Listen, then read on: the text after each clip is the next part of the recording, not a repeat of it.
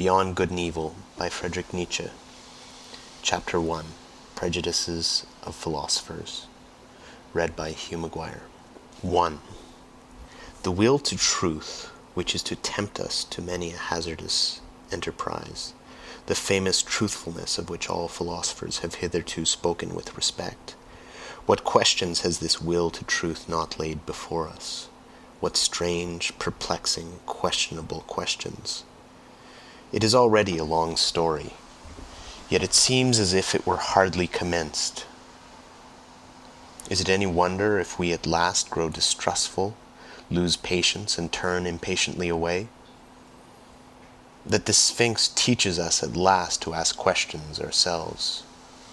Who is it really that puts questions to us here? What really is this will to truth in us? In fact, we made a long halt at the questions as to the origin of this will, until at last we came to an absolute standstill before a yet more fundamental question. We inquired about the value of this will. Granted that we want the truth, why not rather untruth and uncertainty, even ignorance? The problem of the value of truth presented itself before us. Or was it we who presented ourselves before the problem? Which of us is the Oedipus here, which the Sphinx? It would seem to be a rendezvous of questions and notes of interrogation.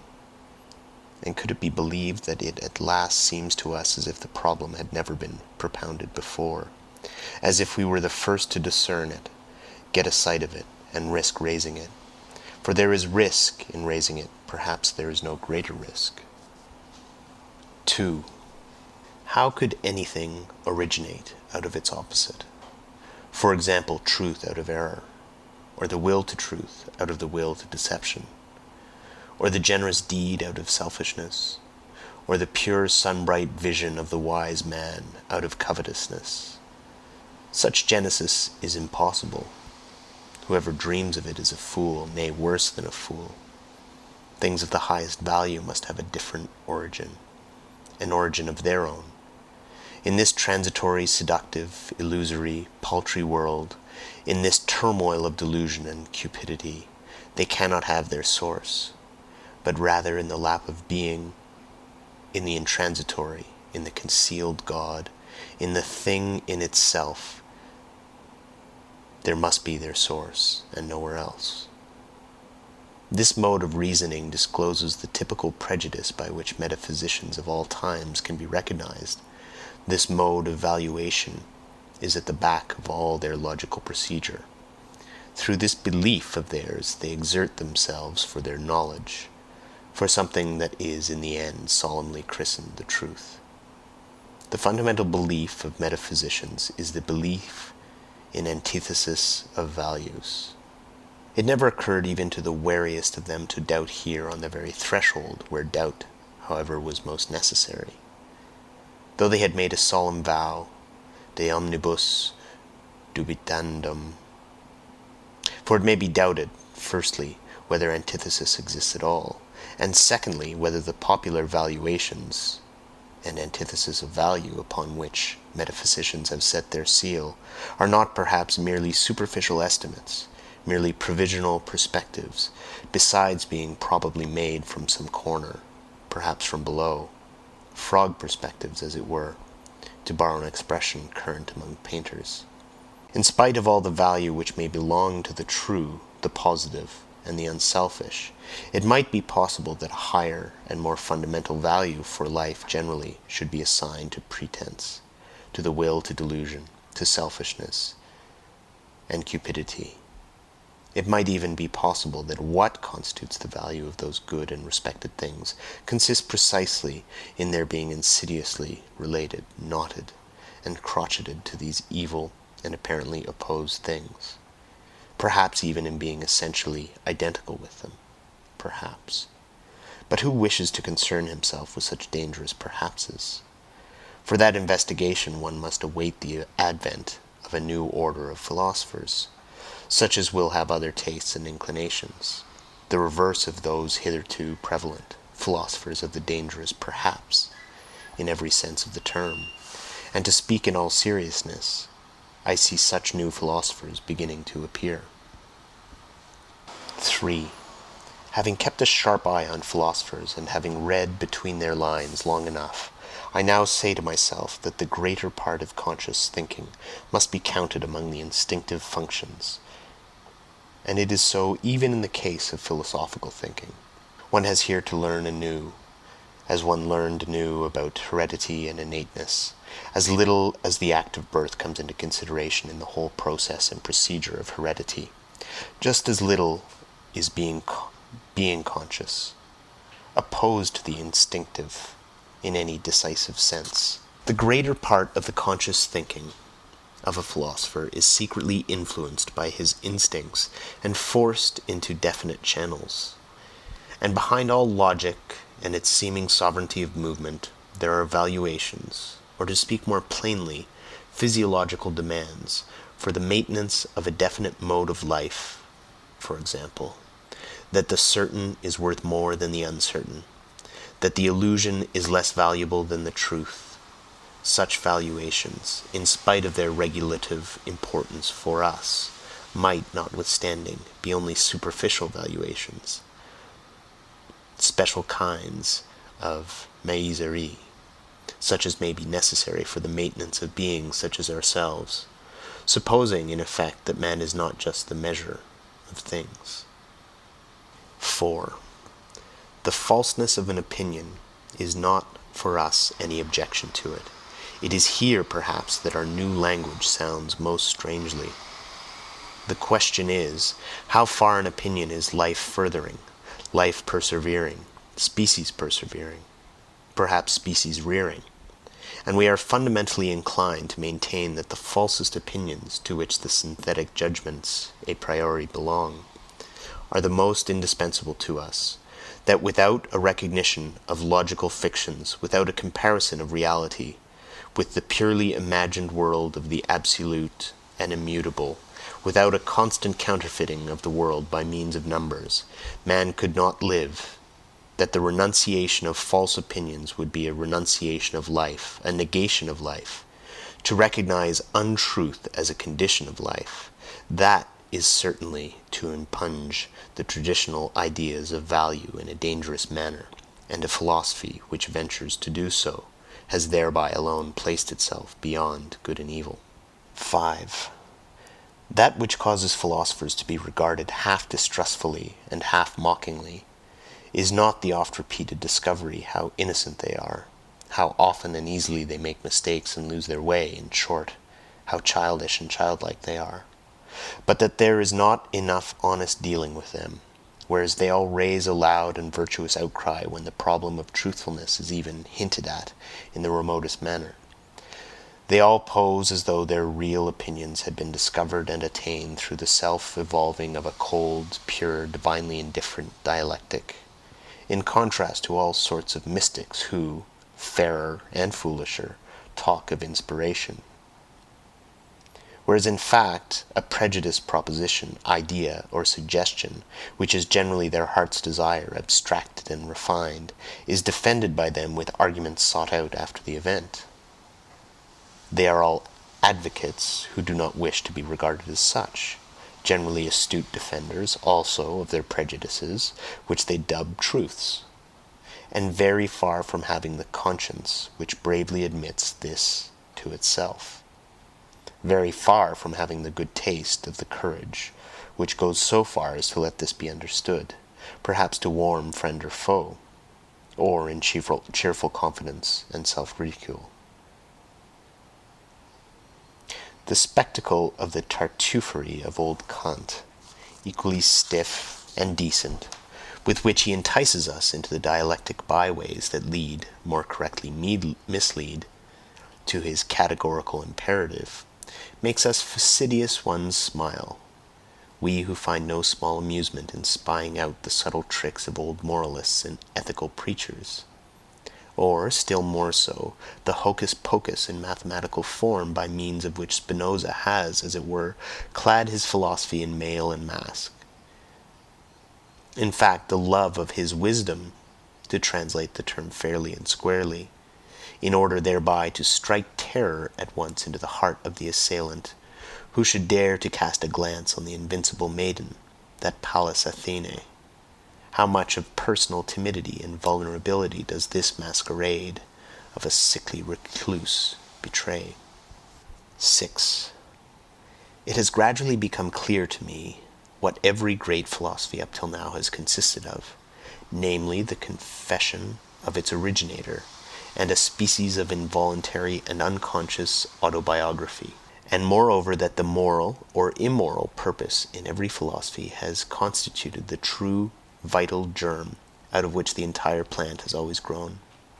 Indeed, to understand how the abstrusest metaphysical assertions of a philosopher have been arrived at, it is always well and wise to first ask oneself, what morality do they, or does he, aim at?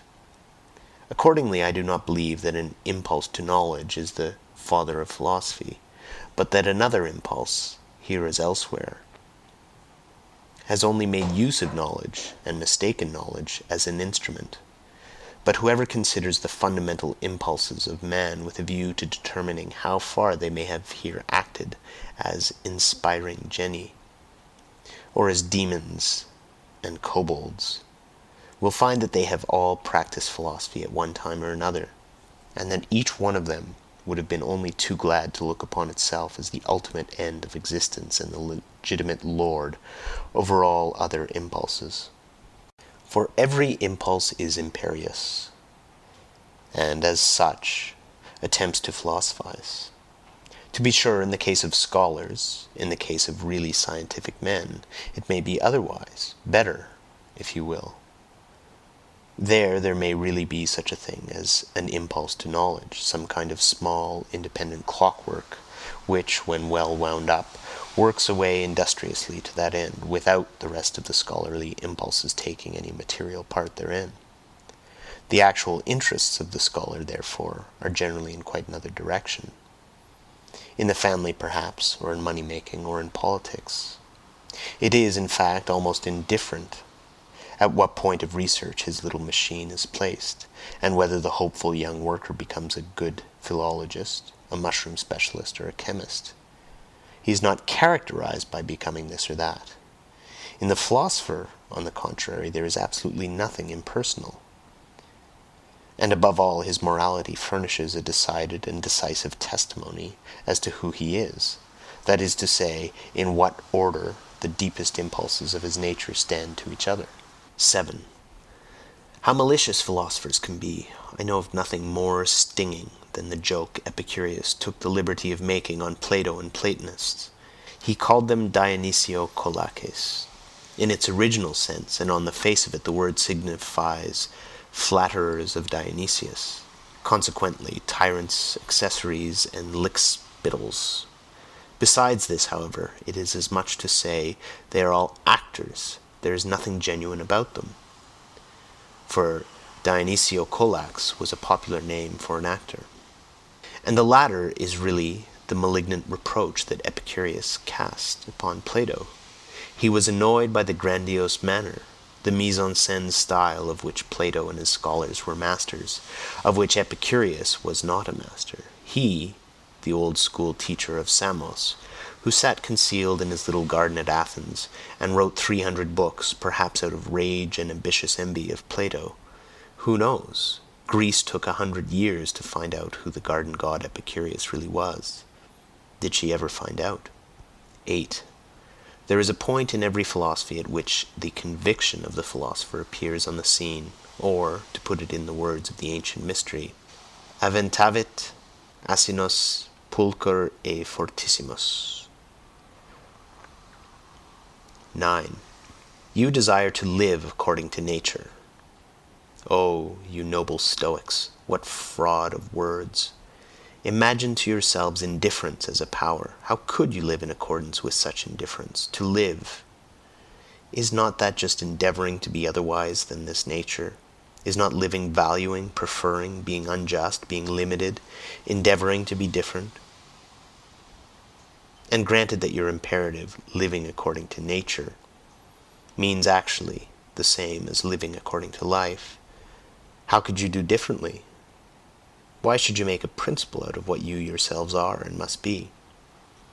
In reality, however, it is quite otherwise with you. While you pretend to read with rapture the canon of your law and nature, you want something quite contrary, you extraordinary stage players and self-deluders. In your pride, you wish to dictate your morals and ideals to nature herself, and to incorporate them therein. You insist that it shall be nature according to the Stoa, and would like everything to be made after your own image, as a vast eternal glorification and generalism of Stoicism. With all your love for truth, you have forced yourselves so long, so persistently, and with such hypnotic rigidity to see nature falsely, that is to say, stoically, that you are no longer able to see it otherwise. And to crown all, some unfathomable superciliousness gives you the Belemite hope that because you are able to tyrannize over yourselves, Stoicism is self-tyranny, nature will also allow herself to be tyrannized over. Is not the Stoic a part of nature? But this is an old and everlasting story. What happened in old times with the Stoics still happens today. As soon as ever a philosophy begins to believe in itself, it always creates the world in its own image. It cannot do otherwise. Philosophy is this tyrannical impulse itself, the most spiritual will to power, the will to creation of the world, the will to causa prima. 10. The eagerness and subtlety, I should even say craftiness, with which the problem of the real and the apparent world is dealt with at present throughout Europe, furnishes food for thought and attention, and he who hears only a will to truth in the background and nothing else cannot certainly boast of the sharpest ears.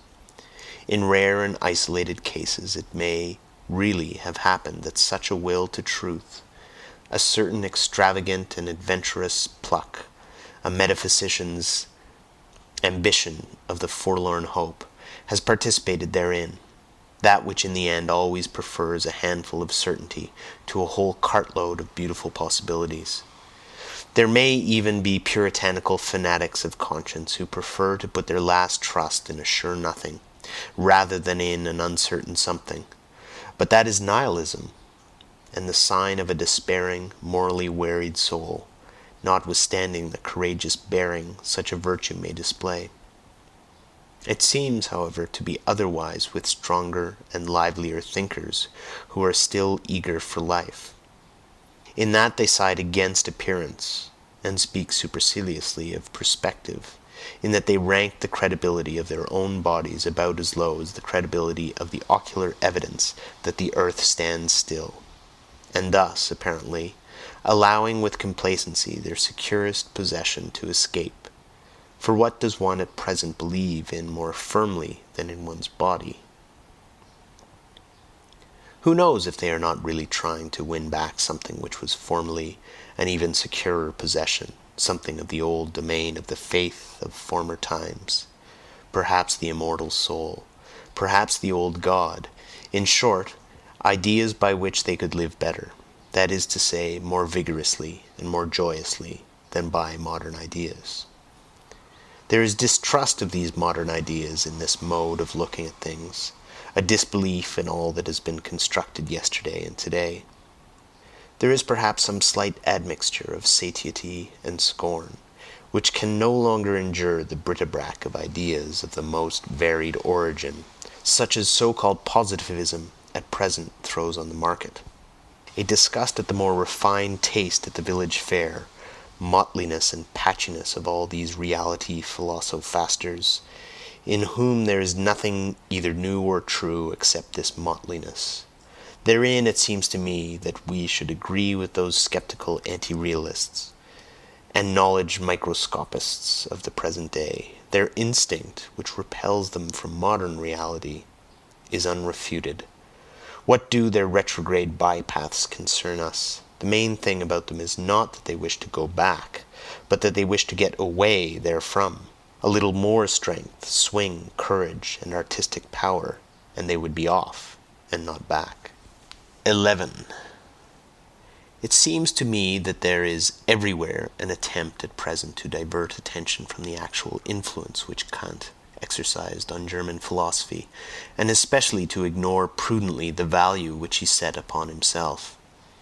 Kant was first and foremost proud of his table of categories. With it in his hand, he said, "This is the most difficult thing that could ever be undertaken on behalf of metaphysics." Let us only understand this could be. He was proud of having discovered a new faculty in man, the faculty of synthetic judgment a priori. Granting that he deceived himself in this matter, the development and rapid flourishing of German philosophy depended nevertheless on his pride, and on the eager rivalry of the younger generation to discover, if possible, something, at all events new faculties, of which to be still prouder. But let us reflect for a moment. It is high time to do so. How are synthetic judgments a priori possible? Kant asks himself. And what is really his answer? By means of a means, faculty. But unfortunately not in 5 words, but so circumstantially, imposingly, and with such display of German profundity and verbal flourishes, that one altogether loses sight of the comical niaiserie allemande involved in such an answer. People were beside themselves with delight over this new faculty, and the jubilation reached its climax when Kant further discovered a moral faculty in man. For at that time Germans were still moral, not yet dabbling in the politics of hard fact. Then came the honeymoon of German philosophy. All the young theologians of the Tübingen institution went immediately into the groves, all seeking for faculties. And what did they not find in that innocent, rich, and still youthful period of the German spirit, to which Romanticism, the malicious fairy, piped and sang, when one could not yet distinguish between finding and inventing? Above all, a faculty for the transcendental. Schelling christened it intellectual intuition, and thereby gratified the most earnest longings of the naturally pious inclined Germans. One can do no greater wrong to the whole of this exuberant and ecstatic movement, which was really youthfulness, notwithstanding that it disguised itself so boldly in hoary and senile conceptions, than to take it seriously, or even treat it with moral indignation. Enough, however, the world grew older, and the dream vanished. A time came when people rubbed their foreheads, and they still rub today. People had been dreaming, and first and foremost old Kant. By means of a means, faculty, he had said, or at least meant to say. But is that an answer, an explanation, or is it not rather merely a repetition of the question? How does opium induce sleep? By means of a faculty, namely the virtuous dormitiva, replies the doctor in Molière. Quia est in eo vitrus dormitiva, cujus est natura sensus assupir. But such replies belong to the realm of comedy, and it is high time to replace the Kantian question, how are synthetic judgments a priori possible, by another question, why is belief in such judgments necessary? In effect, it is high time that we should understand that such judgments must be believed to be true, for the sake of the preservation of creatures like ourselves, though they still might naturally be false judgments, or, more plainly spoken, and roughly and readily, synthetic judgments a priori should not be possible at all. We have no right to them. In our mouths they are nothing but false judgments. Only, of course, the belief in their truth is necessary, as plausible belief and ocular evidence belonging to the perspective view of life. And finally, to call to mind the enormous influence which German philosophy, I hope you understand its right to inverted commas, goose feet, has exercised throughout the whole of Europe. There is no doubt that a certain virtuous dormitiva had a share in it. Thanks to German philosophy, it was a delight to the noble idlers, the virtuous, the mystics, the artistes, the 3/4 Christians, and the political obscurantists of all nations to find an antidote to the still overwhelming sensualism which overflowed from the last century into this. In short, sensus assupere. 12. As regards materialistic atomism, it is one of the best refuted theories that have been advanced, and in Europe there is now perhaps no one in the learned world so unscholarly as to attach serious signification to it, except for convenient everyday use as an abbreviation of the means of expression, thanks chiefly to the Pole Boscovich. He and the Pole Copernicus have hitherto been the greatest and most successful opponents of ocular evidence. For while Copernicus has persuaded us to believe, contrary to all the senses, that the earth does not stand fast, Boscovich has taught us to abjure the belief in the last thing that stood fast of the earth, the belief in substance, in matter, in the earth residuum and particle atom. It is the greatest triumph over the senses that has hitherto been gained on earth. One must, however, go still further, and also declare war, relentless war to the knife, against the atomistic requirements which still lead a dangerous afterlife in places where no one suspects them, like the more celebrated metaphysical requirements. One must also, above all, give the finishing stroke to that other more portentous atomism which Christianity has taught best and longest, the soul atomism. Let it be permitted to designate by this expression the belief which regards the soul as something indestructible, eternal, indivisible, as a monad, as an atomon. This belief ought to be expelled from science. Between ourselves, it is not at all necessary to get rid of the soul thereby, and thus renounce one of the oldest and most venerated hypotheses, as happened frequently to the clumsiness of naturalists, who can hardly touch on the soul without immediately losing it. But the way is open for new acceptations and refinements of the soul hypothesis, and such conceptions as mortal soul and soul of subjective multiplicity, and soul as social structure of the instincts and passions, want henceforth to have legitimate rights in science. In that new psychologist is about to put an end to the superstitions which have hitherto flourished with almost tropical luxuriance around the idea of the soul. He is really, as it were, thrusting himself into a new desert and a new distrust. It is possible that the older psychologist had a merrier and more comfortable time of it. Eventually, however, he finds that precisely thereby he is also condemned to invent, and who knows, perhaps, to discover the new. 13. Psychologists should bethink themselves before putting down the instinct of self-preservation as the cardinal instinct of an organic being. A living thing seeks above all to discharge its strength. Life itself is will to power. Self-preservation is only one of the indirect and most frequent results thereof. In short, here, as everywhere else, let us beware of superfluous teleological principles, one of which is the instinct of self-preservation. We owe it to Spinoza's inconsistency. It is thus, in effect, that method ordains, which must be essentially economy of principles. 14. It is perhaps just dawning on 5 or 6 minds that natural philosophy is only a world exposition and world arrangement, according to us, if I may say so, and not a world explanation.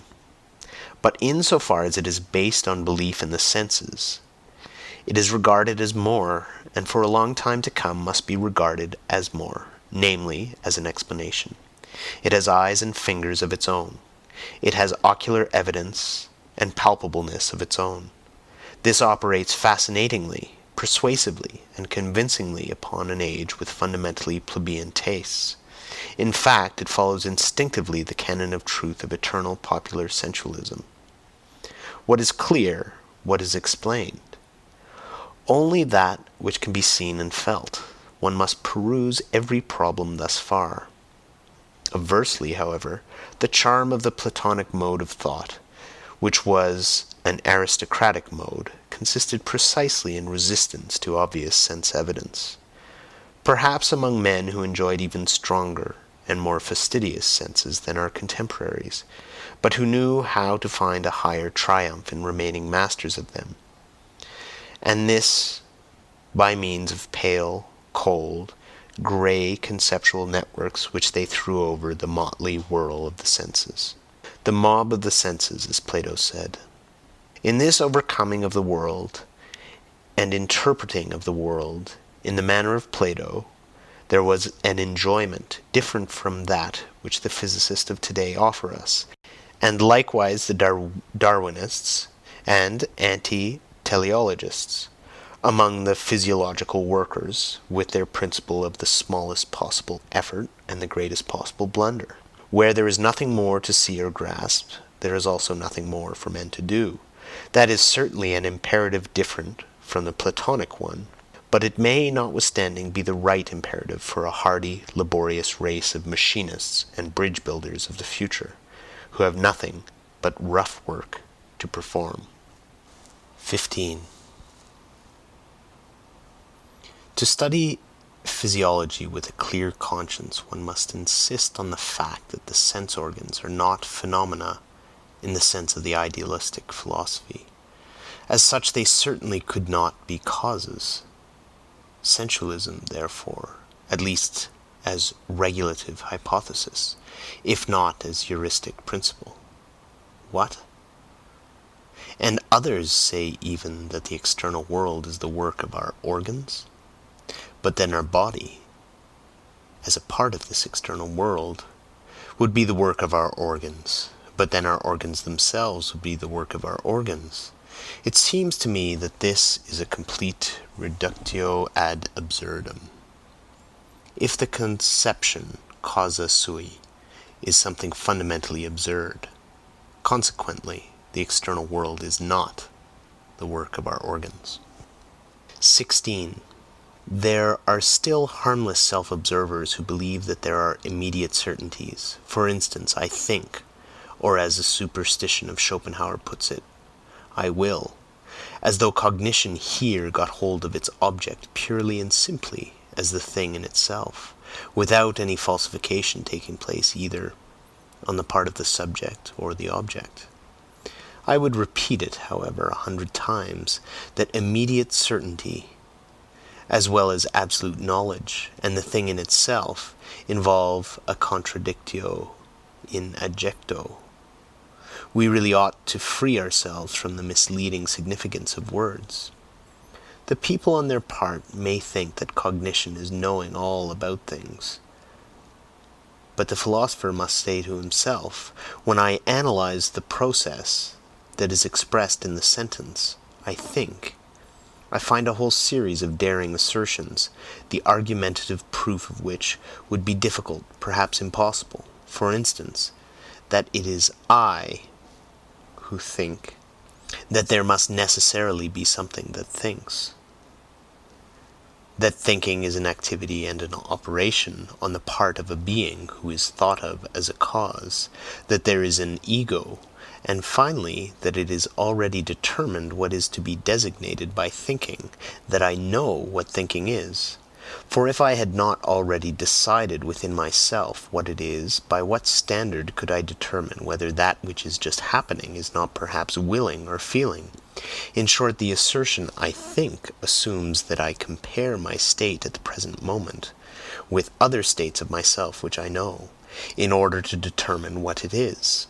On account of this retrospective connection with further knowledge, it has, at any rate, no immediate certainty for me. In place of the immediate certainty in which the people may believe in the special case, the philosopher thus finds a series of metaphysical questions presented to him, veritable conscience questions of the intellect, to wit, whence did I get this notion of thinking? Why do I believe in cause and effect? What gives me the right to speak of an ego, and even of an ego as cause, and finally of an ego as cause of thought? He who ventures to answer these metaphysical questions at once by an appeal to a sort of intuitive perception, like the person who says, "I think, and I know that this, at least, is true, actual, and certain," will encounter a smile and two notes of interrogation in a philosopher nowadays. "Sir," the philosopher will perhaps give him to understand, "it is improbable that you are not mistaken. But why should it be the truth?" 17.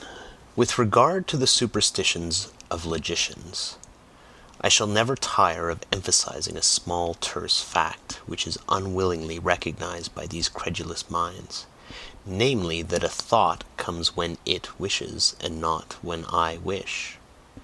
So that it is a perversion of the facts of the case to say that the subject I is the condition of the predicate think.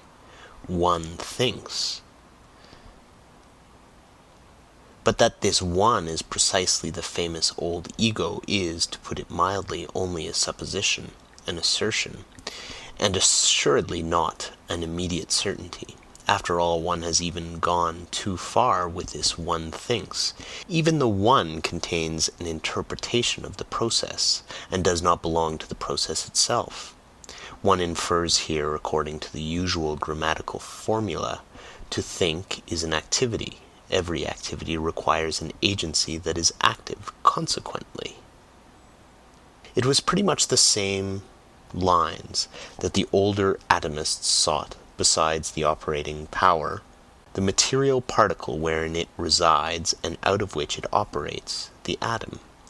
More rigorous minds, however, learnt at last to get along without this earth residuum. And perhaps some day we shall accustom ourselves, even from the logician's point of view, to get along without the little one, to which the worthy old ego has refined itself. 18. It is certainly not the least charm of a theory that it is refutable. It is precisely thereby that it attracts the more subtle minds. It seems that the 100 times refuted theory of the free will owes its persistence to this charm alone.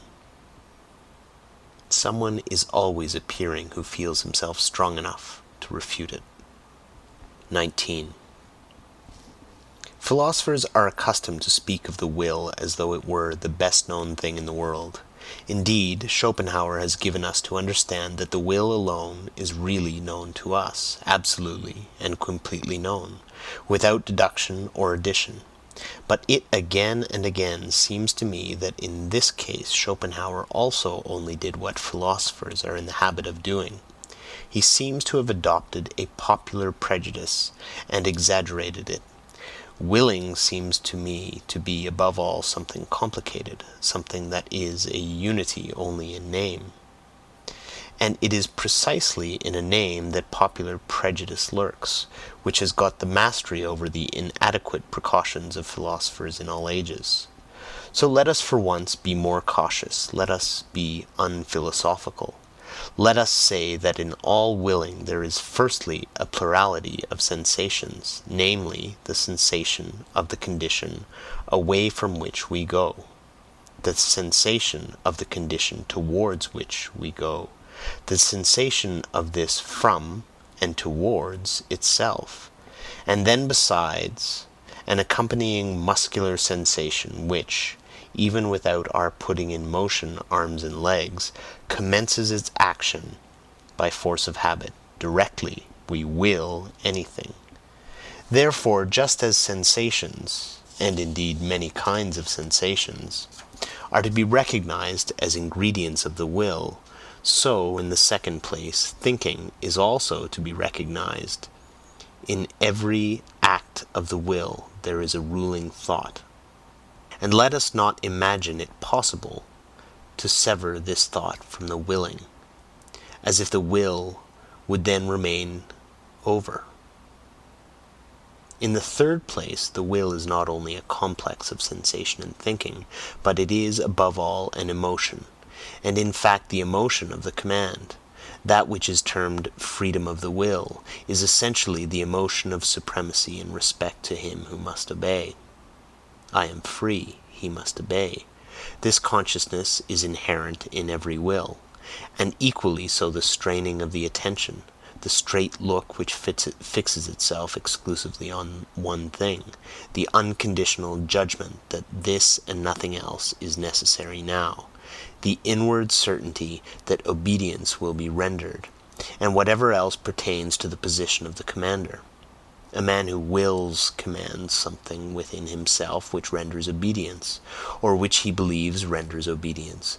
But now let us notice what is the strangest thing about the will, this affair so extremely complex, for which the people have only one name.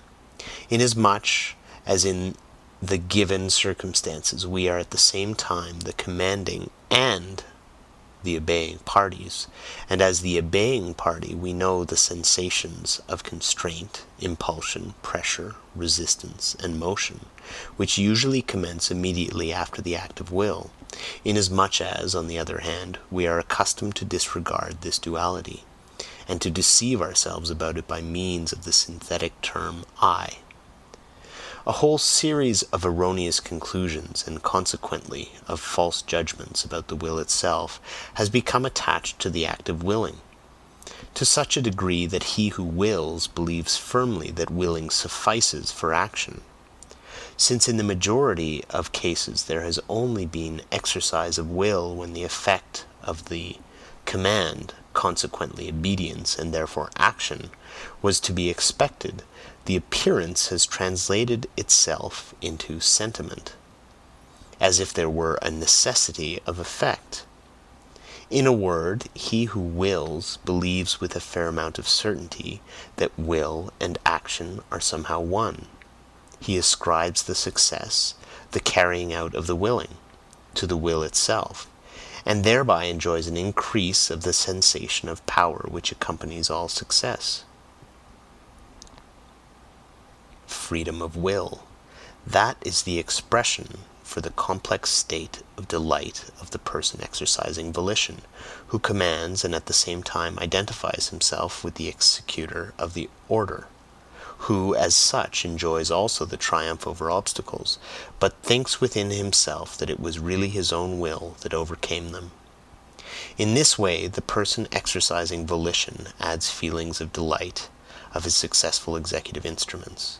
The useful underwills, or undersouls indeed, our body is but a social structure composed of many souls to his feelings of delight as commander.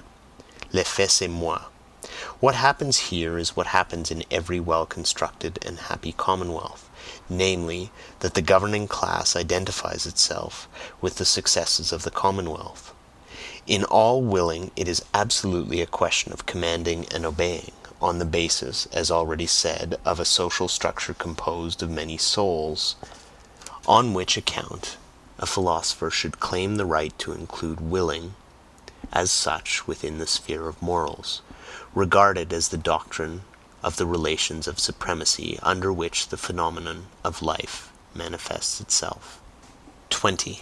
That the separate philosophical ideas are not anything optional or autonomously evolving, but grow up in connection and relationship with each other, that, however suddenly and arbitrarily they seem to appear in the history of thought, they nevertheless belong just as much to a system as the collective members of the fauna of a continent, is betrayed in the end by the circumstance how unfailingly the most diverse philosophers always fill in again a definite fundamental scheme of possible philosophies. Under an invisible spell they always revolve once more in the same orbit, however independent of each other they may feel themselves with their critical or systematic wills. Something within them leads them, something impels them in definite order, the one after the other, to wit, the innate methodology and relationship of their ideas. Their thinking is, in fact, far less a discovery than a recognizing, a remembering, a return and a homecoming to far-off, ancient, common household of the soul, out of which those ideas formerly grew. Philosophizing is so far a kind of atavism of the highest order. The wonderful family resemblance of all Indian, Greek, and German philosophizing is easily enough explained. In fact, where there is affinity of language, owing to the common philosophy of grammar, I mean owing to the unconscious domination and guidance of similar grammatical functions, it cannot but be that everything is prepared at the outset for a similar development and succession of philosophical systems, just as the way seems barred against certain other possibilities of world interpretation. It is highly probable that philosophers within the domain of the Ural-Altaic languages, where the conception of the subject is least developed, look otherwise into the world, and will be found on paths of thought different from those of the Indo-Germans and Mussulmans. The spell of certain grammatical functions is ultimately also the spell of physiological valuations and racial conditions. So much by way of rejecting Locke's superficiality with regard to the origin of ideas. 21. The causa sui is the best self-contradiction that has yet been conceived. It is a sort of logical violation and unnaturalness, but the extravagant pride of man has managed to entangle itself profoundly and frightfully with this very folly. The desire for freedom of will, in the superlative, metaphysical sense, such as still holds sway, unfortunately, in the minds of the half-educated, the desire to bear the entire and ultimate responsibility for one's actions oneself, and to absolve God, the world, ancestors, chance, and society therefrom, involves nothing less than to be precisely this causa sui, and, with more than Munchausen daring, to pull oneself up into existence by the hair, out of the slough of nothingness. If any one should find out, in this manner, the crass stupidity of the celebrated conception of free will, and put it out of his head altogether, I beg of him to carry his enlightenment a step further, and also put out of his head the contrary of this monstrous conception of free will, I mean non-free will, which is tantamount to a misuse of cause and effect. One should not wrongly materialize cause and effect as the natural philosophers do, and whoever like them naturalize in thinking at present, according to the prevailing mechanical doltishness, which makes the cause press and push until it effects its end. One should use cause and effect only as pure conceptions, that is to say, as conventional fictions for the purpose of designation and mutual understanding, not for explanation.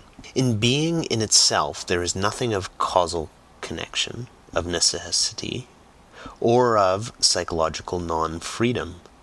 There the effect does not follow the cause, there law does not obtain. It is we alone who have devised cause, sequence, reciprocity, relativity, constraint, number, law, freedom, motive, and purpose. And when we interpret and intermix this symbol world as being in itself with things, we act once more as we have always acted, mythologically. The non-free will is mythology. In real life, it is only a question of strong and weak wills. It is almost always a symptom of what is lacking in himself when a thinker, in every causal connection and psychological necessity, manifests something of compulsion, indigence, obsequiousness, oppression, and non-freedom. It is suspicious to have such feelings.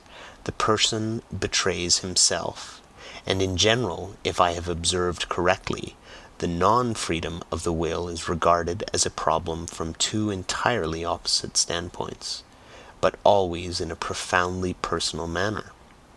Some will not give up their responsibility, their belief in themselves, the personal right to their merits, at any price. The vain races belong to this class. Others, on the contrary, do not wish to be answerable for anything, or blamed for anything, and owing to an inward self-contempt, seek to get out of the business, no matter how. The latter, when they write books, are in the habit at present of taking the side of criminals.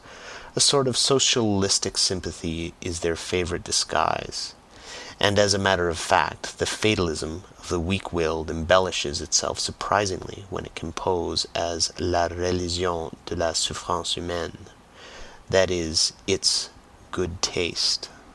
22. Let me be pardoned as an old philologist who cannot desist from the mischief of putting his finger on bad modes of interpretation, but nature's conformity to law, of which you physicists talk so proudly as though, why, it exists only owing to your interpretation and bad philology. It is no matter of fact, no text, but rather just a naively humanitarian adjustment and perversion of meaning, with which you make abundant concessions to the democratic instincts of the modern soul. Everywhere equality before the law, nature is not different in that respect, nor better than we. A fine instance of secret motive, in which the vulgar antagonism to everything privileged and autocratic, likewise a second and more refined atheism, in which a vulgar antagonism to everything privileged and autocratic, likewise a second and more refined atheism, is once more disguised, ni Dieu ni maître. That also is what you want, and therefore cheers for natural law. Is it not so?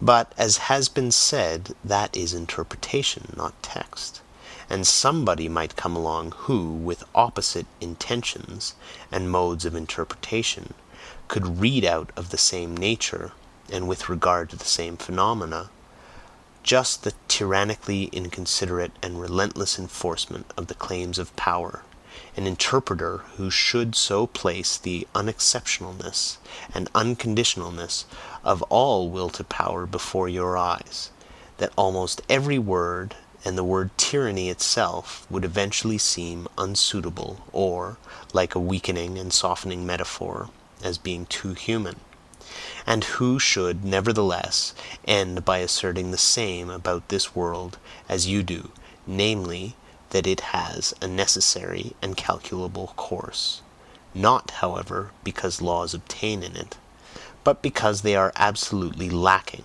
and every power affects its ultimate consequences every moment, granted that this also is only interpretation. And you will be eager enough to make this objection? Well, so much the better. 23. All psychology hitherto has run aground on moral prejudices and timidities. It has not dared to launch out into the depths, in so far as it is allowable to recognize in that which has hitherto been written, evidence of that which has hitherto been kept silent. It seems as if nobody had yet harbored the notion of psychology as the morphology and development doctrine of the will to power, as I conceive of it. The power of moral prejudices has penetrated deeply into the most intellectual world, the world apparently most indifferent and unprejudiced, and has obviously operated in an injurious, obstructive, blinding, and distorting manner. A proper physiopsychology has to contend with unconscious antagonism in the heart of the investigator. It has the heart against it even a doctrine of the reciprocal conditionalness of the good and the bad impulses, causes as refined immorality, distress, and aversion in a still strong and manly conscience, still more so a doctrine of the derivation of all good impulses from bad ones. If, however, a person should regard even the emotions of hatred, envy, covetousness, and imperiousness as life-conditioning emotions, as factors which must be present fundamentally and essentially in the general economy of life, which must, therefore, be further developed if life is to be further developed, he will suffer from such a view of things as from seasickness. And yet this hypothesis is far from being the strangest and most painful in this immense and almost new domain of dangerous knowledge, and there are, in fact, 100 good reasons why everyone should keep away from it who can do so. On the other hand, if one has once drifted hither with one's bark, well, very good. Now let us set our teeth firmly. Let us open our eyes and keep our hand fast on the helm. We sail away right over morality. We crush out, we destroy, perhaps, the remains of our own mortality by daring to make our voyage thither. But what do we matter? Never yet did a profounder world of insight reveal itself to daring travelers and adventurers. And the psychologist who thus makes a sacrifice, it is not the sacrificio del intelletto, on the contrary, will at least be entitled to demand in return that psychology shall once more be recognized as the queen of the sciences, for whose service and equipment the other sciences exist, for psychology is once more the path to the fundamental problems. End of chapter 1.